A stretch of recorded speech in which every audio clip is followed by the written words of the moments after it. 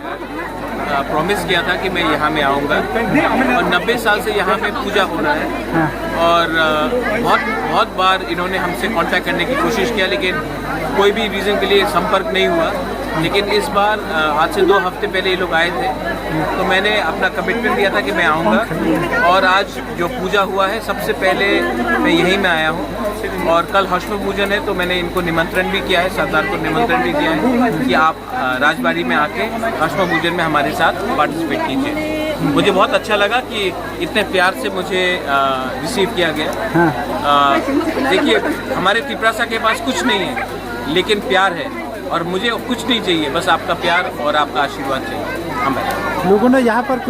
किसने टाइम से यहाँ पर 90 साल से यहाँ में हो रहा है और मुझे अभी बताया गया कि यहाँ मतलब कि आज से 2-3 हफ्ते पहले